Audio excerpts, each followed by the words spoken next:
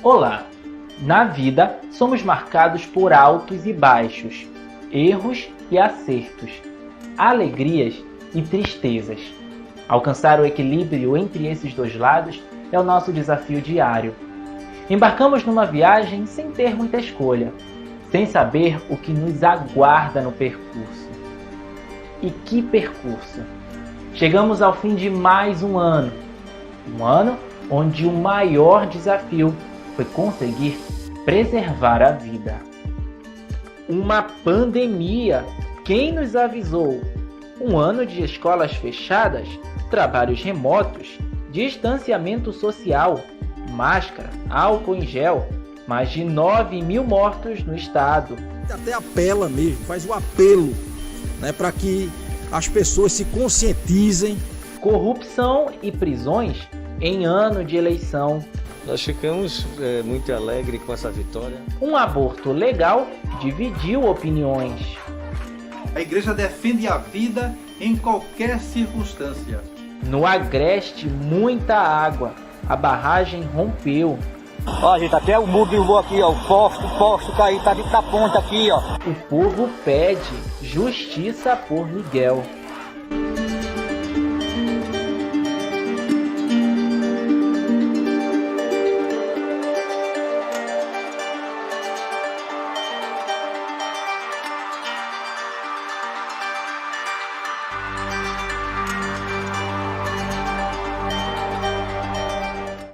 2020 começou com a esperança de dias melhores. Era preciso superar o difícil 2019. Mas o novo coronavírus chegou para mudar a realidade de bilhões de pessoas ao redor do mundo. Tempo de se distanciar até de quem mais amamos. É a pandemia do século XXI. A Organização Mundial da Saúde quer preparar hospitais de todo o mundo para um misterioso vírus chinês. O Japão, a Coreia do Sul e a Tailândia anunciaram hoje os primeiros casos de um novo tipo de vírus que já infectou mais de 200 pessoas na China. O primeiro caso de Covid-19 registrado no Brasil. A Organização Mundial da Saúde classificou o novo coronavírus como uma pandemia global. 12 de março. O novo vírus surgido na China tem seus primeiros casos confirmados em Pernambuco. Um casal de idosos recém-chegados da Itália, na época o segundo país com mais casos da doença no mundo. A pandemia da Covid-19 mudou os hábitos dos pernambucanos em 2020. Álcool em gel e máscaras se tornaram indispensáveis. Eventos sociais foram proibidos, aglomerações nem pensar. Encontros entre amigos tiveram que ser adiados e a fé se manteve viva através de transmissões realizadas pela internet. Diante do agravamento da situação, tivemos que tomar essa medida que é muito dolorosa, porque a gente pensa nas pessoas. Mas o desafio é bem maior. Para salvar vidas, governos, ONGs e universidades enfrentaram um ano turbulento. Até o mês de julho, foram quase 3.000 leitos abertos para tratamento da doença no estado, o segundo que mais investiu. Alunos e professores de universidades públicas de Pernambuco trabalharam duro para produzir álcool 70 para doação. Teve doação da comunidade, que doaram muitos vasilhames, trouxeram para cá vasilhames de meio litro, de 1 litro, 5 litros, até bombonas de 20 litros. Algumas usinas doaram de 1.000 litros. A rotina de muita gente mudou. Os escritórios foram transferidos para o quarto ou sala de estar, e as aulas para alunos das redes pública e privada, além de universitários, passaram a ser remotas. A educação ela precisa ter continuidade com ações, e as ações de educação à distância precisam ser qualificadas da forma como você e sua equipe têm caminhado. Próximo ao auge das infecções, o Estado precisou adotar normas para a realização de velórios e enterros. Tudo isso para evitar o colapso funerário. A gente até apela mesmo, faz o apelo, para que as pessoas se conscientizem, de que a situação é grave. Esse vírus, não sou eu que estou dizendo, a OMS acaba de dizer, ele é 10 vezes mais letal do que o H1N1. Em 20 de abril, o estado registrou 99% de ocupação dos leitos de UTI na rede pública de saúde. Esse número impõe uma situação crítica que já coloca, né, algumas pessoas na fila, né, aguardando por mais tempo do que deveria por um leito de UTI. O auge da transmissão chegou em maio. Mais de 20 mil casos registrados e quase 2 mil mortes. Isso resultou na determinação de lockdown. A medida barrou a circulação desnecessária de pessoas nas ruas de 5 municípios da região metropolitana do Recife. Veículos passaram a rodar em esquema de rodízio e estabelecimentos fecharam as portas. Os próximos dias serão difíceis para todos nós. A quarentena é dura, impõe muitas restrições, mas não queremos perder vidas. 2 meses de pandemia. Quem poderia imaginar que estaríamos tão longe do fim dessa realidade? É a história sendo escrita na nossa frente. O anúncio da retomada. Num plano gradual para reativar a economia, as atividades passam 3 semanas em observação. Seria a vida voltando ao normal? Estabelecemos um cronograma que prevê a retomada gradativa e planejada das atividades econômicas num período de 11 semanas e que está atrelado aos dados de evolução da pandemia do coronavírus no estado de Pernambuco. Apenas um pequeno respiro, a esperança de dias melhores, mas é claro, dependendo de atitudes responsáveis. No primeiro dia após o lockdown, muita gente foi às ruas. Necessidade ou imprudência? Em meio a uma crise sanitária global, os pernambucanos tentam seguir a vida com o mínimo de normalidade. As festas juninas foram realizadas, mas remotamente.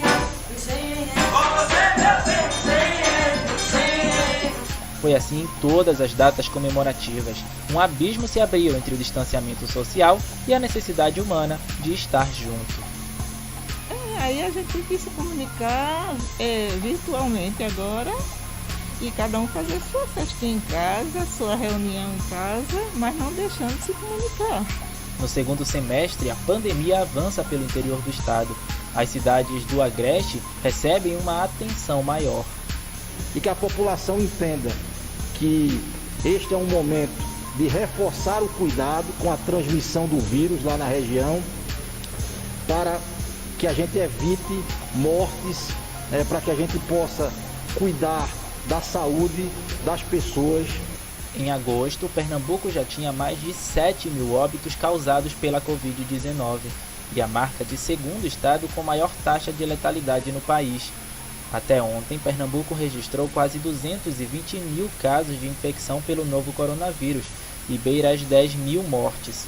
O inimigo invisível ainda não foi vencido.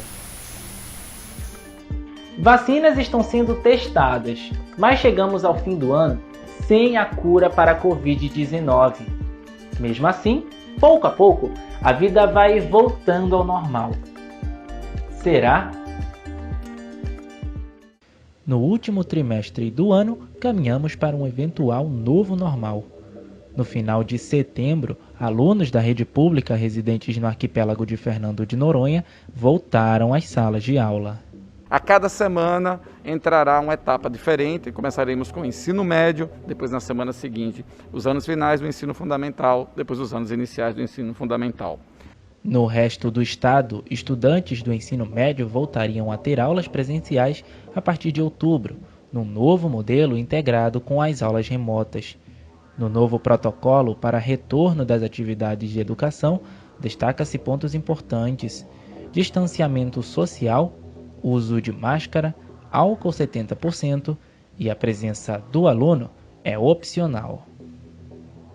E nós estamos aguardando, de acordo com todos os protocolos que o governo do estado emitiu. Então nós fizemos as adaptações pedagógicas, de acordo com a nossa realidade. O anúncio não agradou os professores. No início de outubro, os profissionais de educação decretaram greve em todo o estado. Isso fez com que as aulas fossem suspensas por determinação da Justiça. Não é porque não queiramos trabalhar, como alguns têm colocado por aí, que é um negócio absurdo, porque trabalhar, nossa turma, nossos companheiros e companheiras têm trabalhado muito em casa, um trabalho diferente, novo, que o povo não estava acostumado, que é o trabalho remoto, né? Na rede privada, as escolas voltaram a funcionar em outubro, mesmo com a suspensão na rede pública. Dias depois, casos de contaminação dentro de sala de aula obrigou 2 escolas a suspenderem as atividades como forma de proteção. Estamos em contato direto, a família está nos posicionando sempre, graças a Deus ela está bem, né? Uma menina muito jovem e está só aguardando a cura, né? Ficar liberada para que a gente também tome medidas dentro da escola. Em 27 de outubro, alunos do ensino médio das escolas públicas voltaram a ter aulas presenciais. Foram 7 meses sem pisar em sala de aula. Ensino fundamental e educação infantil da rede privada voltaram a funcionar em novembro. No fim de outubro, o governo de Pernambuco determinou as regras para a realização de eventos sociais com mais de 300 pessoas. Seria a entrada na 11ª etapa do plano de convivência, que deveria valer a partir de 1º de dezembro. Em novembro, 77 novos leitos de UTI e enfermaria foram abertos no estado. Na mesma semana, o governo anunciou que havia atingido o menor número de casos graves da doença desde o início da pandemia. A análise dos dados da Covid-19 continua sendo feita de forma diária e, caso seja necessário, iremos fazer a abertura de ainda mais leitos. Nas últimas 2 semanas do mês, os números voltaram a crescer, 27%. O novo aumento nos casos da doença fez com que o governo não avançasse para a nova fase. Festas de fim de ano também foram canceladas. A chegada de 2021 vem com a missão de trazer a esperança de dias melhores. Corrupção na política. Em um ano atípico, até mesmo os cuidados com a pandemia se tornaram alvo de operações policiais. A Prefeitura do Recife na mira da Polícia Federal. Irregularidades em contratos firmados por meio de dispensas de licitação para aquisição de respiradores pulmonares se tornaram alvo da Operação Apneia. A Controladoria Geral da União apurou que houve, além de dispensa, a inclusão de documentos falsos no processo de compra. De acordo com a análise da CGU, a Prefeitura não exigiu cumprimento de requisitos de habilitação e adquiriu equipamentos sem o devido registro na Agência Nacional de Vigilância Sanitária, a Anvisa. Por trás dessa empresa fantasma havia um grupo empresarial do estado de São Paulo que efetivamente seria o fornecedor desses equipamentos. Entretanto, as empresas desse grupo, por terem débitos fiscais e previdenciários com a União, não poderiam contratar com órgãos da administração pública federal, estadual ou municipal. As investigações apontaram ainda que, apesar da documentação obtida comprovar a entrega de apenas 35 ventiladores pulmonares pelo fornecedor, a Prefeitura do Recife atestou o recebimento e efetuou o pagamento referente a 50 equipamentos. O resultado da transação foi um prejuízo de mais de R$320 mil aos cofres públicos. Houve um prejuízo por 2 motivos. O primeiro, pela rescisão do contrato, porque a rescisão partiu de um pedido unilateral da empresa e essa não arcou com multas contratuais. E houve também um prejuízo para a saúde pública em razão da não utilização desses equipamentos durante todo o tempo que esteve com a Prefeitura. No município do Paulista, o prefeito Júnior Matuto, do PSB, foi afastado do cargo. O político foi alvo das operações Chorume e Locatário da Polícia Civil. As investigações dão conta de fraudes em contratos com uma empresa de limpeza urbana e um esquema de dispensa de licitações para aluguel de prédios públicos. A operação Locatário envolveu, além do prefeito, 6 servidores públicos e o dono de uma empresa de locações. O esquema desviou cerca de R$900 mil.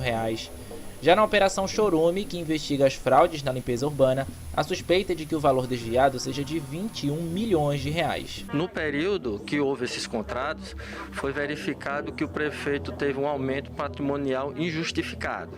Durante o afastamento de Júnior Matuto, o vice-prefeito Jorge Carreiro, do Partido Verde, ficou com a administração do município.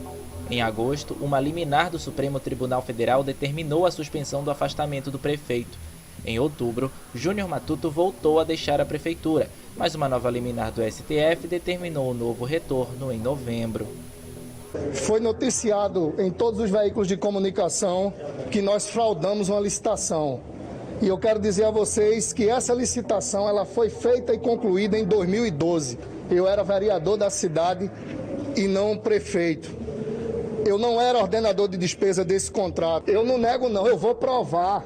E agora eu acredito que os fatos vão ser esclarecidos. Em Agrestina, o prefeito do município e o vice foram presos pela Operação Pescaria da Polícia Federal. As investigações são sobre desvio de recursos públicos na prefeitura.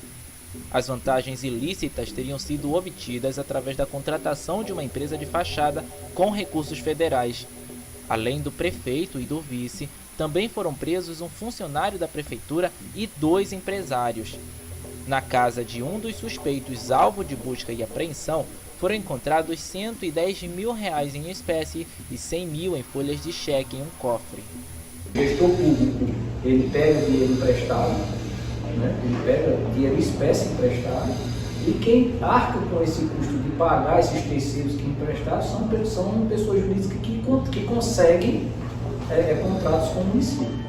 2020 foi ano de eleições municipais. Diante da crise sanitária, medidas de segurança foram implementadas e o Recife segue sob a administração do PSB. Diante da escalada da Covid-19, a Câmara dos Deputados aprovou em julho a proposta de emenda constitucional que determinou o adiamento das eleições municipais. A PEC foi votada em 2 turnos, fixando as datas de 15 e 29 de novembro para a realização do primeiro e segundo turnos que elegeriam prefeitos e vereadores das cidades brasileiras. Pernambuco proibiu atos de campanha presenciais. A medida foi tomada poucas semanas antes da eleição, com o intuito de evitar aglomerações. Os candidatos não cumpriram o decreto e muitas vezes, quando um juiz eleitoral proibia, eles vinham até a justiça, informavam que iam cumprir e faziam verdadeiros shows. O horário para a votação também foi ampliado. Os eleitores tiveram 1 hora a mais para escolher seus representantes, com início às 7 da manhã. Munidos de máscara e álcool em gel, os brasileiros puderam ir às urnas e usaram o direito de cidadãos. Em Olinda, o resultado da eleição saiu em primeiro turno. O atual prefeito, professor Lupércio, do Solidariedade, venceu a disputa com mais de 60% dos votos. Cenário semelhante ao de Jaboatão dos Guararapes, com quase 145 mil votos, Anderson Ferreira, do PR, garantiu o segundo mandato à frente do município. Com muita alegria, não é?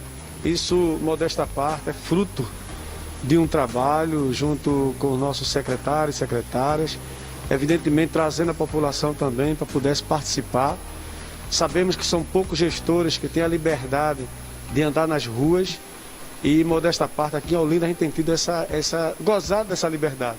Nós ficamos muito alegres com essa vitória, uma vitória que representou que o trabalho faz a diferença em Jaboatão e vai continuar fazendo esse segundo mandato. Ainda na região metropolitana, a cidade do Paulista chegou a uma disputa em segundo turno. Ives Ribeiro, do MDB, ex-prefeito do município por 2 mandatos entre 2005 e 2012, foi eleito com 57% dos votos. Primeiro, a gente tem que valorizar os nossos agentes de saúde, que esses homens e mulheres que fazem, eles estão na rua, equipá-los, dar uma certa condições a eles, equipar os nossos postos de saúde. Na capital pernambucana, a prefeitura segue na mão dos socialistas.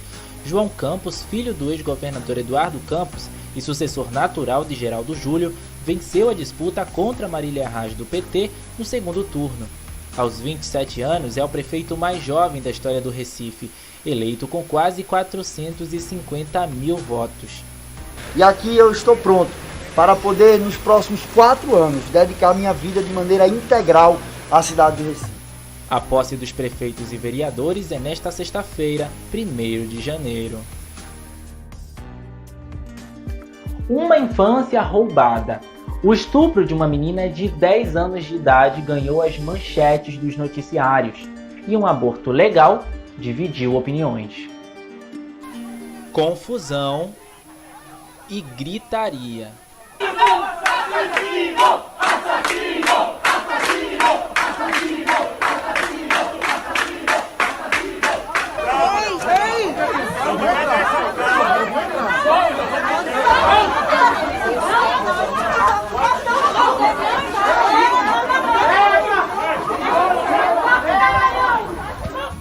Um crime que chocou o Brasil. Estuprada pelo próprio tio desde os 6 anos de idade, a menina deu entrada num hospital de São Mateus, município do Espírito Santo, se queixando de dores abdominais. O laudo, grávida. Autorizado pela Vara da Infância e da Juventude de São Mateus, o procedimento de aborto foi recusado pela Unidade de Saúde Capixaba. A interrupção buscava preservar a vida da criança, que não tinha condições físicas de suportar a gestação. Transferida para o Centro Integrado de Saúde Amaury de Medeiros, o CISAM, no Recife, a menina foi recebida sob protestos, em sua maioria, contrários ao aborto.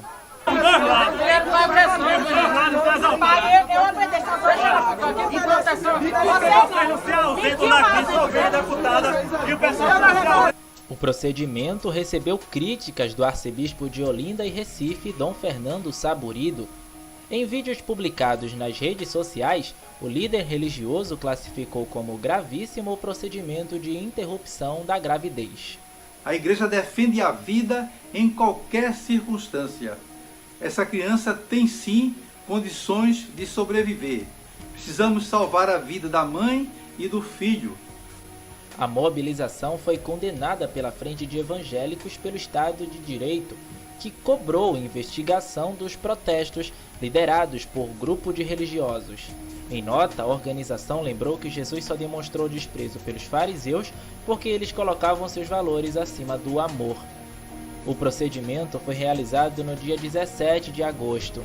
O tio da menina foi preso no dia seguinte, sem que houvesse resistência. O homem já cumpriu pena por tráfico de drogas entre 2011 e 2018. Esse indivíduo tem um histórico na criminalidade, preso em 2010 por tráfico de entorpecentes, associação ao tráfico de entorpecentes, posse ilegal de arma de fogo. Em 2014 ele é posto em liberdade por essa famigerada saidinha que beneficiou a soltura dele, ele não retorna aos presídios. Em 2015 ele é recapturado, é preso novamente e em 2018 então ele sai de alvará. No fim de agosto, um exame de DNA confirmou o estupro pelo tio. Assim que o caso veio a público, dados da criança foram vazados e divulgados na mídia, o que gerou uma investigação por parte dos Ministérios Públicos Federal e Estadual. Uma das investigadas é a extremista Sarah Winter, que, de acordo com o MP, teve acesso de forma ilegal e divulgou detalhes do caso. O Conselho Regional de Medicina de Pernambuco abriu investigação sobre a conduta de 2 médicos que teriam pressionado a família da menina a não se submeter ao aborto previsto em lei. Caso seja condenado, o tio da garota pode pegar até 15 anos de prisão. Após a alta médica, a menina recebeu um documento para ser entregue ao Ministério Público do Espírito Santo. Entre as recomendações, a mudança de endereço e uma nova identidade. Essa criança, ela foi agredida sob diversos aspectos, tanto físico, como psicológico, como social. Então, para uma criança que deveria estar vivenciando o seu brincar, o ser protegida pelos adultos, de repente se viu sendo explorada sexualmente. A gente tem que ressaltar que essa criança é totalmente vítima desse processo. A segurança das barragens mais uma vez em xeque. Em Sairé, um novo rompimento assustou muita gente. E em Caruaru, foi a terra que tremeu. As imagens impressionam. Ó, gente, até o muro derrubou aqui, ó, o poste tá dentro da ponta aqui, ó. O poste, olha. Aí rede de energia, tudo, o poste levou tudo aqui, levou tudo aqui, ó. Olha. A barragem de Guilherme Pontes, em Sairé, município do Agreste pernambucano, rompeu na tarde de 15 de junho. Construída há 20 anos, a estrutura não suportou a força da água vinda do rio Sirinhaém. Olha aí, benza-te Deus. Ninguém tá vendo nem a altura do paredão mais. Olha pra aí, ó. Essa água aqui todinha tá indo lá pra barra. Ó. O rompimento provocou inundações em parte da cidade, além dos municípios vizinhos, Barra de Guabiraba e Cortês. As inundações fizeram com que mais de 1000 pessoas precisassem deixar as suas casas. A prefeitura tem tomado suas precauções, comunicando os ribeirinhos e também mandando alerta para os vizinhos ali embaixo do Guabiraba. Dessa forma aqui que vocês estão vendo, a quantidade de água, nunca foi visto esse volume de água aqui em Sairé. É dessa forma que a gente está anunciando para todos saberem. Em Caruaru foi a terra que tremeu e assustou muita gente. No início de setembro, mais de 10 tremores em menos de 24 horas. Apesar da baixa intensidade, a atividade sísmica na região ficou sob análise do Laboratório de Sismologia da Universidade Federal do Rio Grande do Norte. Então, com 5 pontos de magnitude, de fato, seria preocupante. E olha como eu disse, seria, porque em nenhum momento foi registrado com 5 e nada sugere até então que venha a progredir até atingir 5. No sertão, foi a vez dos moradores verem um fenômeno raro no céu. Meteoritos chegando a pesar 40 quilos caíram na cidade de Santa Filomena e atraiu a atenção de cientistas e curiosos. A gente olhou para o céu e percebeu que tinha uma fumaça estranha no céu, uma fumaça em forma de caracol, assim, fazendo círculos, e foi passando um tempinho, ela foi se fazendo funil e desapareceu no céu. Além de raro, o fenômeno ganhou notoriedade pela preciosidade dos meteoritos. E são muito antigos. Esse tem 4,5 bilhões de anos. Bilhões. Que é exatamente a idade do sistema solar e da Terra. A ocorrência, no entanto, despertou muito mais do que o interesse científico. Pessoas do mundo todo chegaram à cidade para comprar os fragmentos. Alguns que são do Brasil foram lá para pegar os meteoritos para estudar. De fato, alguns foram com interesse científico. Mas os dois, os atravessadores e também o pessoal da ciência, esqueceram uma coisa importante: a cidade e sua população. Crianças e adolescentes em perigo. Em 2020, um novo jogo da internet colocou pais em alerta. E o caso Carlinhos parecia estar mais próximo do fim. Alívio. Após quase 5 anos, a prisão. Carlos Atias, pai do menino Carlinhos, foi detido pela polícia na Argentina.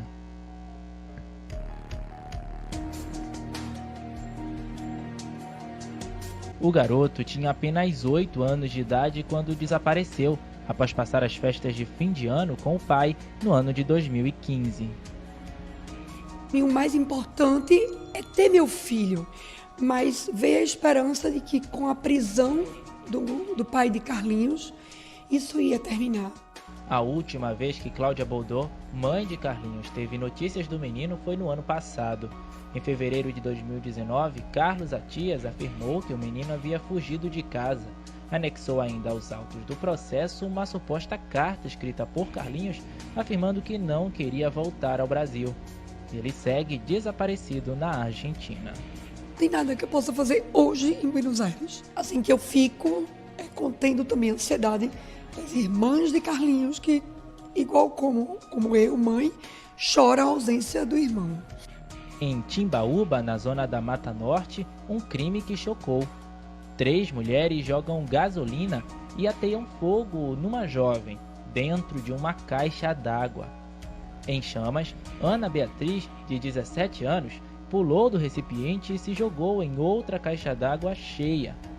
Internada por 12 dias, a jovem morreu devido aos ferimentos em 9 de junho. As suspeitas foram presas após passarem 5 dias foragidas. No local elas ficaram muito nervosas e a gente começou a perguntar, e elas confessaram o crime.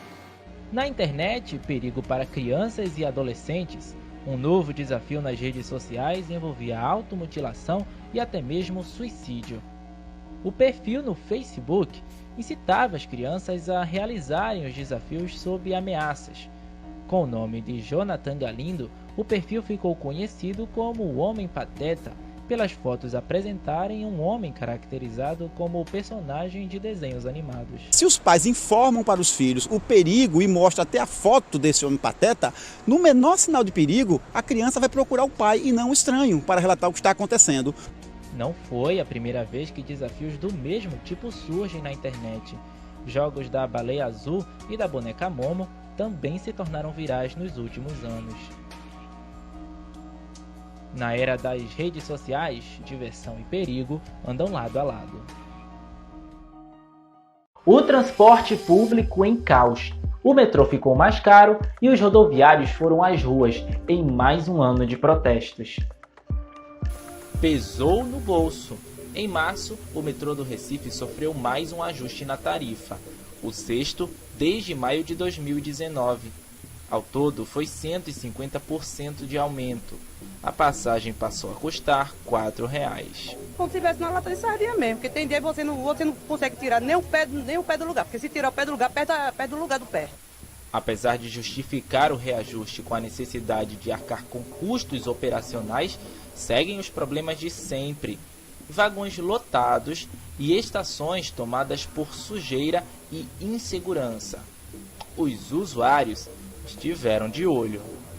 No ônibus eu me sinto mais seguro por causa da exposição. No metrô eu me exponho mais. Por não ter tanto essa segurança, eu prefiro o ônibus. Em fevereiro, dezenas de pessoas ficaram feridas após o choque de 2 trens da linha Centro. O motivo do acidente foi uma manobra de alteração da velocidade não autorizada realizada pelo condutor da composição. A pancada foi muito forte e o primeiro vagão, quem ia no sentido Recife, que era o metrô de Camaragibe, ele estava muito estragado. O metrô do Recife, a primeira coisa que precisa dizer, é um metrô seguro. A gente nunca teve uma ocorrência como essa, então... Em junho, motoristas protestaram na sede do Sindicato dos Rodoviários do Recife. Os cerca de 100 funcionários de empresas de transporte público reivindicavam a volta de 100% da frota nas ruas. A diminuição acontecia desde o início da pandemia da Covid-19 em Pernambuco. Os passageiros estão andando aí em carros lotados, inclusive existe um decreto de lei que proíbe isso. Há um decreto de lei que diz que a população os ônibus só podem circular com apenas a bancada cheia, e não com passageiros em pé. Mas na verdade o que a gente vê é os carros superlotados e a população, usuário de transporte e o trabalhador do transporte aí exposto, né, à proliferação, ao contágio do coronavírus por conta da superlotação. Em setembro, um novo protesto fez com que as ruas do centro do Recife fossem tomadas por ônibus estacionados. Dessa vez, os motivos foram as demissões de rodoviários ao longo da pandemia e o acúmulo de função de motoristas dos coletivos. O motorista tem que dirigir, cobrar passagem, descer do ônibus para embarcar, desembarcar os cadeirantes, não tem o auxílio do cobrador para auxiliá-lo no embarque e desembarque dos passageiros, trazendo para a viagem uma grande insegurança. Em outubro, um novo protesto com as mesmas cobranças. A aprovação da lei municipal contra a dupla função dos motoristas. Sancionada pelo prefeito Geraldo Júlio no fim do mês, a lei ainda não gerou efeitos positivos à classe. Nosso protesto, né, é mais uma vez por essa exploração adotada no sistema de transporte público de passageiro aos profissionais do transporte, os motoristas, onde eles vão ter que dirigir, cobrar passagem, descer do ônibus para embarcar e desembarcar. Na semana do Natal, os rodoviários deflagraram uma greve. O movimento foi suspenso no dia seguinte e seguiu até a segunda-feira, quando ocorreu um novo julgamento do dissídio coletivo na Justiça do Trabalho. O Tribunal Regional do Trabalho considerou a paralisação abusiva. Determinou que o sindicato deve arcar com uma multa diária de R$100 mil caso continue com o movimento. Vai atrapalhar os usuários, né? Mas é os direitos deles. Eu mesma concordo com os direitos deles.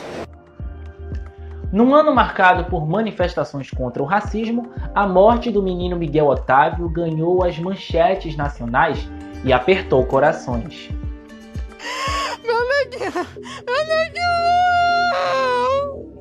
Meu neguinho não resistiu.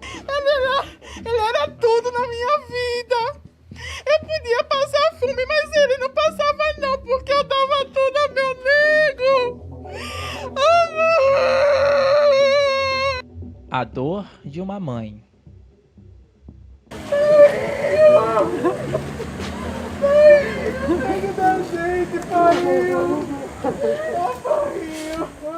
Na tarde de 2 de junho, a vida de Mirtes Renata foi completamente destruída. Seu filho de 5 anos caiu de uma altura de aproximadamente 35 metros. Eu estou pedindo forças a Deus para continuar vivendo, para me dar forças, me dar saúde para fazer justiça, pedir a Deus que faça a justiça divina e que haja a justiça dos homens. Miguel Otávio foi para o trabalho com a mãe por estar sem aulas na creche devido à quarentena. Durante a manhã, o menino brincou com a filha dos patrões dentro do apartamento, que fica no 5º andar do prédio. Mirtes então precisou descer com o cachorro de estimação dos patrões e avisou a patroa, a primeira-dama de Tamandaré, Sari Corte Real, que não levaria as crianças. De acordo com a polícia, enquanto Mirtes estava na parte de baixo do prédio, a criança quis encontrá-la. Sari, que estava no apartamento com uma manicure, deixou o menino ficar sozinho no elevador para procurar a mãe, conforme mostram as imagens de câmeras de segurança. O menino aparece entrando sozinho no elevador de serviço. Em seguida, Sari aparece e tem uma rápida conversa com Miguel. Pela imagem, ela também parece apertar um botão de um andar alto do prédio, antes de deixar o menino sozinho no elevador. As câmeras do condomínio mostram que Miguel foi do 5º até o 9º andar sozinho. A polícia acredita que ele se perdeu enquanto tentava achar a mãe. No hall, no 9º andar, o menino foi até a área onde ficam peças de ar-condicionado. Ele escalou a grade que protege os equipamentos e caiu. Miguel chegou a ser levado para o Hospital da Restauração dentro do carro de Sari, mas não resistiu e morreu ao dar entrada na unidade de saúde. A conclusão que eu tirei é que, infelizmente, faltou um pouco de paciência dela para tirar meu filho de dentro do elevador. Se ela tivesse um pouquinho mais de paciência, tivesse pego ele pela mão antes de só ficar falando, pegasse ele pela mão e tirasse, meu filho hoje estaria comigo.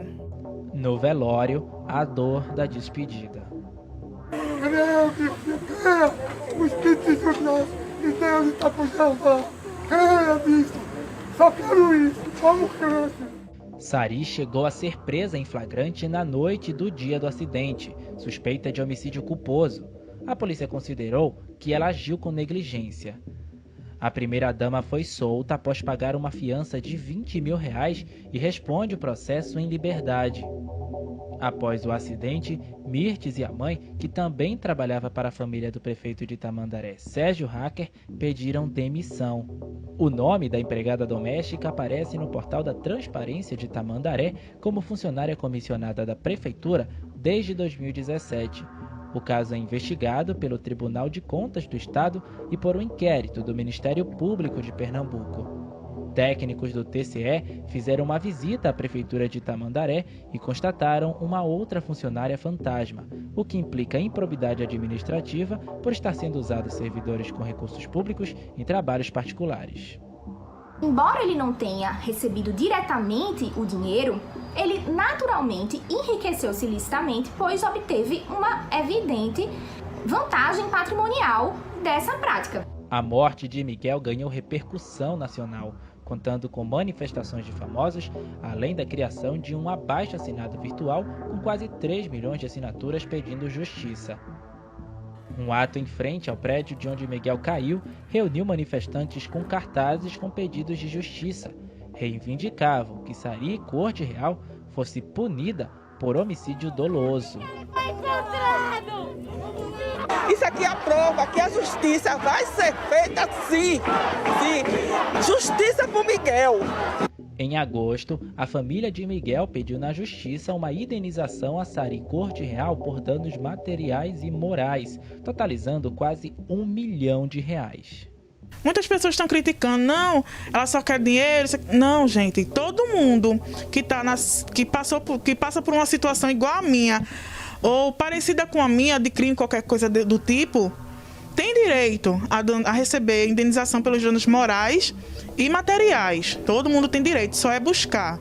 Nas eleições municipais ocorridas em novembro, Sérgio Hacker não conseguiu a renovação do mandato à frente da cidade de Tamandaré. No Dia da Consciência Negra, Mirtes Renata se tornou uma das personagens do especial Falas Negras, exibido pela TV Globo. Ele gritou, mamãe! Mamãe! Ai, a mãe não viu, meu menino! A mãe não viu, meu menino! Ai, meu Deus! No início de dezembro, foi realizada a primeira audiência de instrução e julgamento do caso Miguel, 6 meses após a morte do menino. A sentença de Sari Corte Real só deve sair em 2021. Ela confiava os filhos dela a mim e a minha mãe. E no momento que eu confiei meu filho a ela, infelizmente ela não teve paciência. As grandes perdas de 2020, estrelas se apagaram, mas permanecerão vivas graças a seus legados.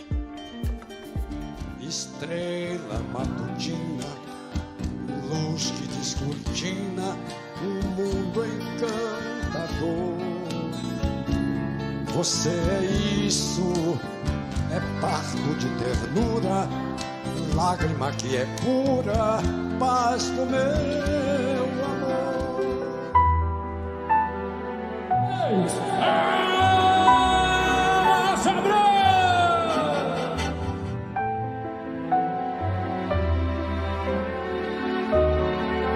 E é a vida. É o princípio da morte. O que é a morte? É o fim da vida. O que é a existência? Aventura, você herói, meus cuidados me cobriu toda de flor. Fiz a cama. Xoxua, cada macaco no seu galho. Xoxua, eu não me canso de falar. Xoxua, o meu galho na Bahia. Xoxua, o seu mãe em outro lugar.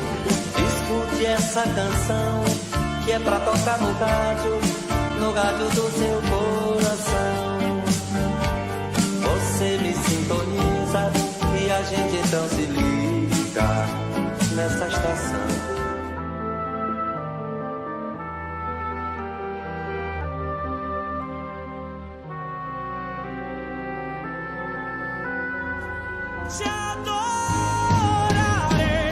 Te adorarei, Senhor, mais uma vez te adorarei. Fui chamado pra... Se eles pensam que eu não entendo, sei muito bem o que eles estão querendo.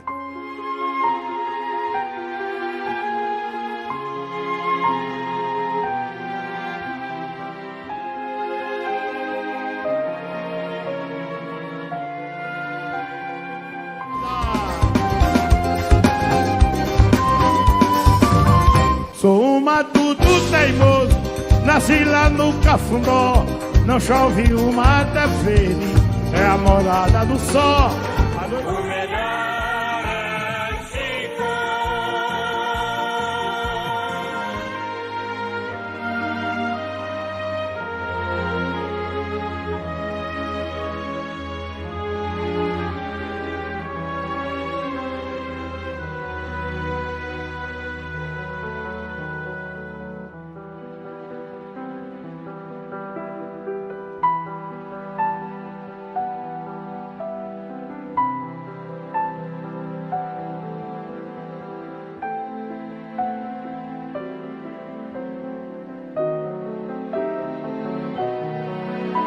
O senhor está preso. Senhor Adalberto Vasconcelos. Eu não sei aonde vou. Pode até não dar em nada. Eu sou José. Eu sou de um campo brincadeira, minha raça é brasileira. Tô aí para o que der. Vanusa, vem embora! Eu penso em você. Eu só sei amar você.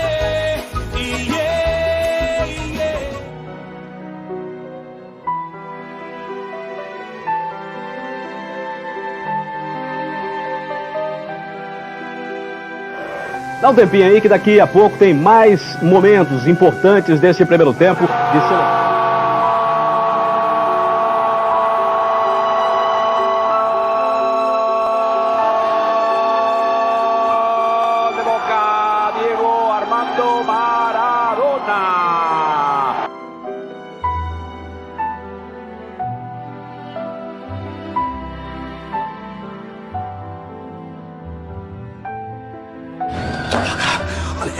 Essa garota é pior do que bilhete premiado, viu? Não é brincadeira não, meu amigo. Se fazendo irmão,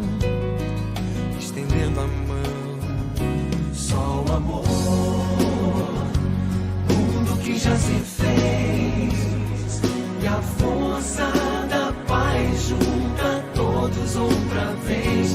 Venha, já é hora de acender a chama da vida e fazer a terra inteira feliz.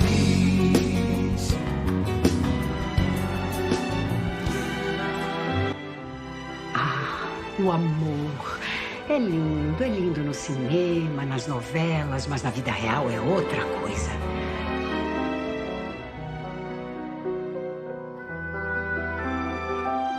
Então, ao tempo.